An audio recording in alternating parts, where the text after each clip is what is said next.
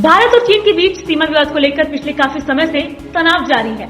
इस बीच अरुणाचल प्रदेश से चीनी सैनिकों द्वारा 5 भारतीयों के कथित तौर पर अगवा किए जाने की खबर है। अरुणाचल प्रदेश के कांग्रेस विधायक निनोंग एरिंग ने दावा किया है कि चीन की पीपल्स लिबरेशन आर्मी ने अरुणाचल प्रदेश के सीमावर्ती इलाके से 5 भारतीयों को कथित रूप से अगवा कर लिया है। अमेरिकी राष्ट्रपति डोनाल्ड ट्रंप ने एक बार फिर प्रधानमंत्री नरेंद्र मोदी की प्रशंसा की है। ट्रंप ने कहा है कि मोदी मेरे मित्र हैं और वो महान नेता हैं। मीडिया से बातचीत में ट्रंप ने कहा, प्रधानमंत्री नरेंद्र मोदी मेरे दोस्त हैं और वो बहुत ही अच्छा काम कर रहे हैं। ये आसान नहीं है, लेकिन वो बेहतरीन कार्य कर रहे हैं।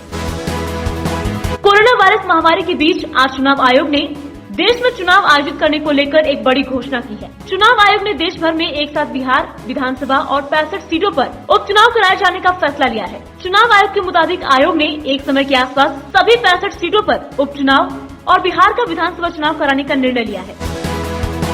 बिहार परिवहन विभाग ने बड़ा फैसला लिया है। जल्दी पटना की सड़कों पर सीएनजी बसों का परिचालन होगा। इससे प्रदूषण में कमी आएगी। इसके साथ ही बसों के व्यय खर्च भी कम हो जाएंगे।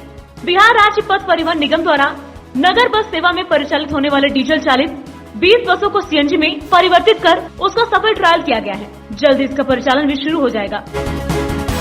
महाराष्ट्र में 12 घंटे के भीतर 3 बार धरती हिली है। महाराष्ट्र के नासिक में रात 12 बजे के करीब 2 बार भूकंप के झटके के बाद एक बार फिर मुंबई में भूकंप आया है। आज सुबह करीब 6:36 पर मुंबई से 98 किलोमीटर की दूरी पर उत्तर में भूकंप आया है, जिसकी तीव्रता रिक्टर स्केल पर 2.7 मापी गई है। इससे अधिक तीव्रता रात में नासिक में मापी गई थी। वहीं इससे पहले रात में नासिक में 2 बार भूकंप के झटके महसूस किए गए। महाराष्ट्र में शिवसेना फिल्म अभिनेत्री कंगना रनौत के बयान के बाद हमलावर हो गई है।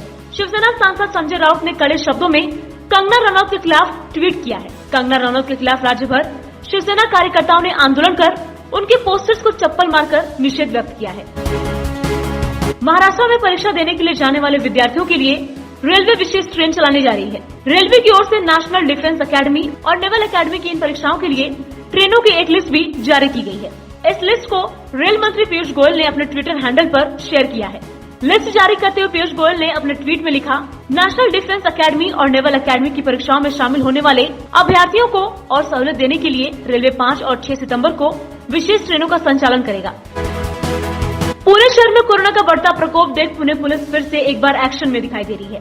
बिना मास्क और नियमों का उल्लंघन करने वाले लोगों पर पुलिस की जोरदार कार्रवाई शुरू है। सड़कों पर थूकना, मास्क न पहनना, सोशल डिस्टेंसिंग का पालन न करना, ऐसे लोगों पर कार्रवाई कर पुणे पुलिस ने अब तक 1 करोड़ रुपए का जुर्माना वसूला है।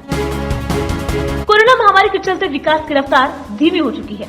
ऐसे में पुणे शहर में चल रहे मेट्रो कार्य को राज्य सरकार ने 6 महीने का अल्टीमेटम देकर जल्द 2 मकरक पर अपना कार्य पूरा करने के आदेश दिए हैं। पिंपरी चिंचवड से लेकर स्वारगेट और बनात से लेकर रामवाड़ी ऐसे 2 मार्गों पर पिछले 2 सालों से मेट्रो का कार्य शुरू है, लेकिन पिछले कुछ महीनों से कोरोना महामारी के चलते निर्माण कार्य की रफ्तार धीमी हो चुकी है। इसी वजह से डिप्टी सीएम अजित पवार ने महा मेट्रो को 6 महीने में कार्य पूरा करने का आदेश दिया है। देश में कोरोना वायरस का प्रकोप थमने का नाम नहीं ले रहा। कोरोना संक्रमण के कुल मामलों की संख्या 40 लाख के पार पहुंच चुकी है। बीते 24 घंटे में रिकॉर्ड 86,432 नए केस सामने आए हैं, जबकि इस दौरान 1089 लोगों की मौत हुई है। वहीं अब तक 31 लाख से ज्यादा कोरोना मरीज ठीक हुए हैं। देश में 30 लाख मामलों में से 40 लाख होने में महज 13 दिन का समय लगा है। इसका मतलब है कि पिछले 13 दिनों में कोरोना संक्रमण के 10 लाख मामले सामने आए हैं। देश में अब कुल कोरोना संक्रमितों की संख्या 40,23,189 हो गई है।